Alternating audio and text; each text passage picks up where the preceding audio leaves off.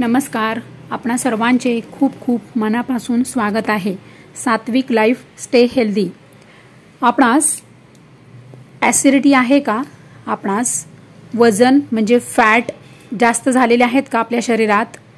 तर आपल्याला कसं कळेल की आपल्या शरीरात फॅट्स जास्त आहे, आपलं वजन जास्त आहे असं?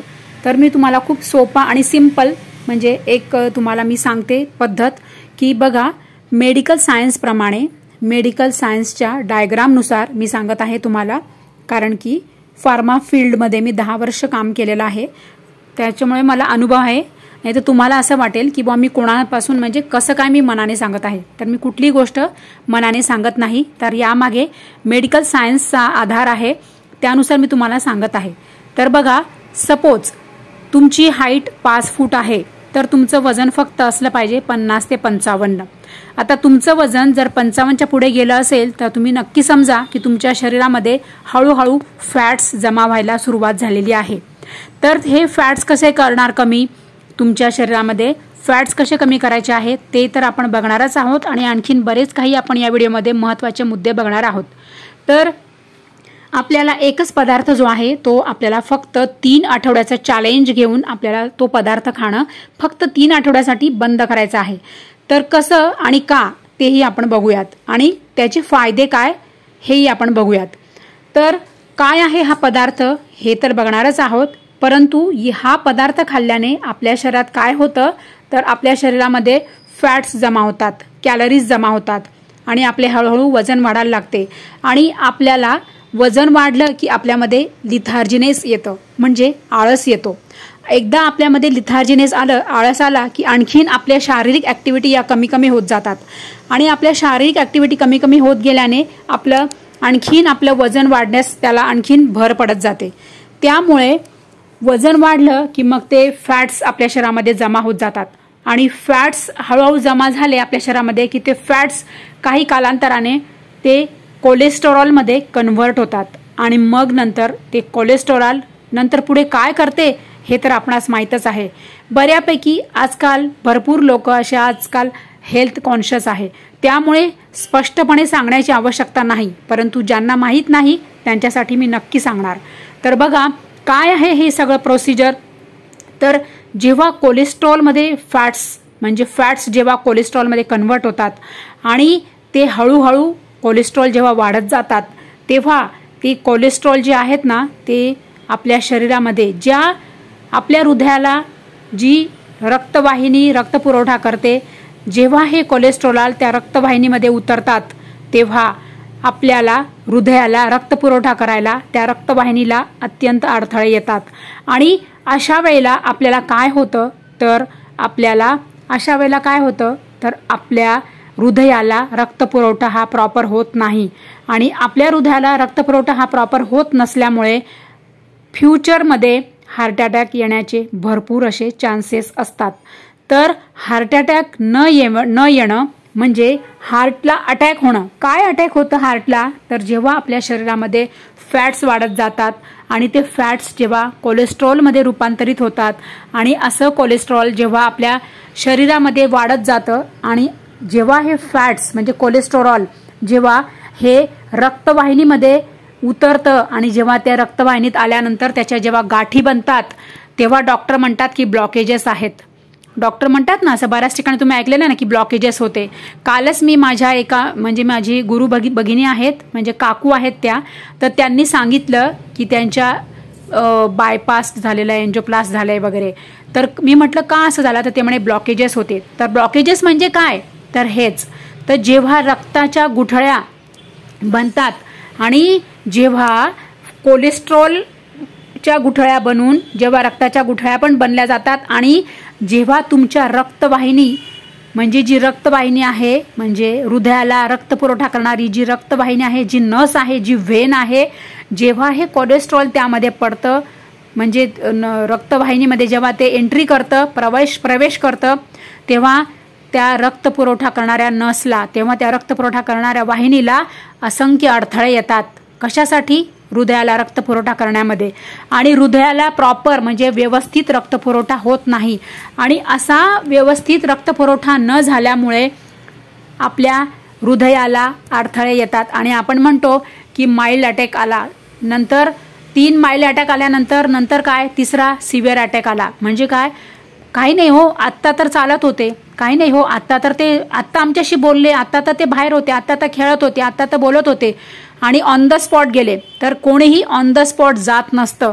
तर त्याची जी प्रोसेस आहे, त्याची जी प्रक्रिया आहे ती शरीरामध्ये भरपूर वर्षांपासून, भरपूर दिवसांपासून, भरपूर महिन्यांपासून ती प्रोसिजर आपल्या शरीरामध्ये सुरू असते. परंतु ते आपणास माहीत नसते, कारण की टाइम बॉम्ब आहे ना हा फिट असतो शरीरामध्ये, पण तो वाजणार केव्हा, जेव्हा त्याचं संपूर्ण मर्यादा संपते ना तेव्हा तो स्फोट होतो. म्हणजेच काय, सिव्हिअर अटॅक येतो. तर हे प्रोसिजर इमिजिएट होत नसते, तर त्याची प्रोसिजर शरीरामध्ये ऑटोमॅटिकली आधीपासूनच सुरू असते. तर तुम्हाला ही प्रोसिजर जर बंद करायची असेल, तुम्हाला एंजिओप्लास्ट किंवा बायपास किंवा हार्ट अटॅक हे येण्यापासून जर तुम्हाला वाचायचं असेल तर तुमच्या खाण्यापिण्याच्या ज्या सवयी आहेत त्या तुम्हाला बदलायलाच हव्या. आणि खाण्यापिण्याच्या सवयी कशा करायच्या, बदलायच्या कशा, तर आपण आज बघणार आहोत भाग पहिल्यामध्ये.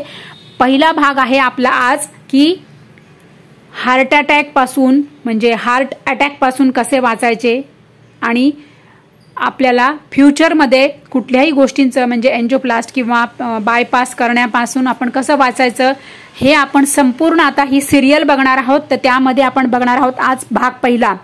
तर सर्वात आधी तुम्हाला काय करायचं आहे, मी फक्त तुम्हाला 3 महिन्याचं चॅलेंज करत आहे, 3 महिन्याचं चॅलेंज देत आहे. तर फक्त 3 आठवडे तुम्हाला हा पदार्थ बंद करायचा आहे. तर काय आहे हा पदार्थ, तर साखर. तर तुम्ही फक्त 3 आठवडे साखर खाणं बंद करा. मी नाही म्हणत की हळूहळू बंद करा, हळूहळू कमी करा, सरळ मी सांगते बंद करा. हो, हे कठीण आहे, हे कंट्रोल करणं, हे बंद करणं कठीण आहे, परंतु तुम्हाला हळूहळू ही सवय लावावीच लागेल.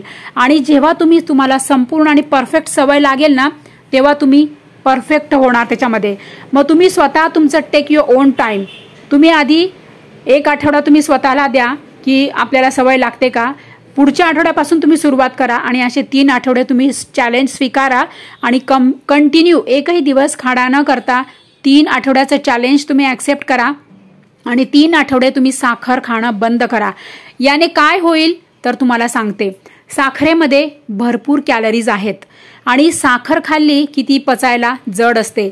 कारण की म्हणजे पचायला जड असते म्हणजे कोणासाठी, की ज्यांची शारीरिक ऍक्टिव्हिटी होत नाही, ज्यांचे शरीर जास्त श्रम करत नाही, ज्यांचे शारीरिक परिश्रम होत नाही, जे मेहनत करत नाही, त्यांच्यासाठी साखर ही पचायला जड आहे. जर तुम्ही सॉफ्टवेअरमध्ये काम करत असाल, आयटी फील्डमध्ये काम करत असाल, जर तुमची बैठे ड्युटी असेल किंवा तुम्ही ऑफिशियल तुमच्या ऑफिसमध्ये तुम्ही दिवसभर बसून राहत असाल आणि जर तुमचं साखरेचे पदार्थ खाणे जास्त होत असेल किंवा तुम्हाला साखरेचे पदार्थ जास्त आवडत असेल तर त्यासाठी हा माझा चॅलेंज आहे. तर तुम्ही कसं कमी करणार, तर हा आपण आज भाग 1 बघत आहोत, पार्ट 1 बघत आहोत. हे सिरियल आपण सुरू करत आहोत. सिरियल मधला आज भाग 1 आहे. तर साखर ही 3 आठवडे तुम्हाला बंद करायची आहे आणि हे चॅलेंज तुम्हाला ऍक्सेप्ट करायचं आहे. तर साखरेमध्ये तुम्ही बघा, कारण की हे हा प्रयोग मी स्वतः केलेला आहे, कारण की मी स्वतः हेल्थ कन्सल्टंट आहे, प्लस मला फार्मा फील्डचा 10 वर्षांचा एक्सपिरियन्स आहे आणि हा प्रयोग मी स्वतः केलेला आहे. आता मी साखर खातच नाही, त्यामुळे माझं शरीर म्हणजे माझी जी फिजिकल ऍक्टिव्हिटी आहे ती तर माझी वाढलेलीच आहे, माझी फिजिकल स्ट्रेंथ आहे ती सुद्धा वाढलेली आहे, प्लस रोगप्रतिकारक शक्ती सुद्धा वाढलेली आहे. प्लस मी तुम्हाला आणखीन काय सांगू, भरपूर याचे फायदे आहेत की साखर म्हणजे खाणं बंद केल्याचे असंख्य फायदे आहेत.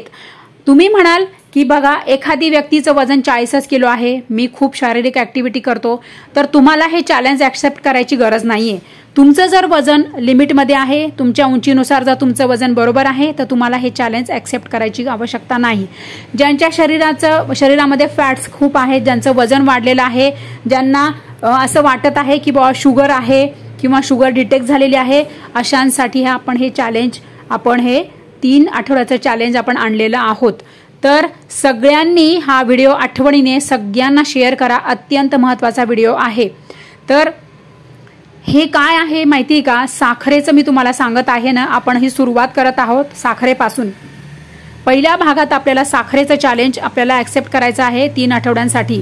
तर साखरेने भरपूर अशा तुमच्या कॅलरीज तुमच्या शरीरामध्ये ऑटोमॅटिकली कमी जाणार आणि साखरेने कॅलरी शरीरामध्ये कमी गेल्याने तुमचं ऑटोमॅटिक म्हणजे काय होतं माहिती का, तुम्हाला कुठलाही डाएट करण्याची गरज नाही, तुम्हाला कुठलाही आहार कमी करायची गरज नाही किंवा कुठलाही तुम्हाला बॅलन्स डाएट ठेवायची आवश्यकता नाही। तर आपण हे असं सोप्या आणि सरळ आणि साध्या पद्धतीने आपण सर्व व्हिडिओज बघणार आहोत आणि खूप सोप्या पद्धतीने मी तुम्हाला सांगणार आहे की वजन कसे कमी करायचे, वजन नाही म्हणणार मी, फॅट्स म्हणेल, फॅट्स कसे कमी करायचे आणि फ्युचरमध्ये येणारे धोके, फ्युचरमध्ये जे हेल्थ प्रॉब्लेम्स येणारे आहेत ते धोके आपण कसे टाळायचेत आणि समूळ आपले शारीरिक प्रॉब्लेम कसे नष्ट करायचे हे आपण सर्व सविस्तररित्या सगळे आपल्या चॅनलवर बघणार आहोत आणि तेही स्टेप बाय स्टेप। तर आजपासून हे सिरियल आपलं सुरू झालेलं आहे आणि त्या सिरियलचा आपण आज हा भाग पहिला पाहिलेला आहे। तर तुम्हाला या संदर्भात काही अडचणी असल्या, काही प्रॉब्लेम असेल, काही समस्या असल्या तर तुम्ही व्हिडिओच्या खाली कमेंट करा, म्हणजे आपण त्यावर लगेचच व्हिडिओ घेऊन येऊ आणि तुमच्या सर्व कमेंट्सला उत्तरे देऊयात। तर आपण सगळेजण हेल्दी रहा, सात्विक लाईफ सोबत तुम्ही सदैव आनंदी रहा आणि हेल्दी रहा। स्टे हेल्दी ऑलवेज विथ सात्विक लाईफ। सो आपण आपली काळजी घ्या, आनंदी रहा। So thank you very much.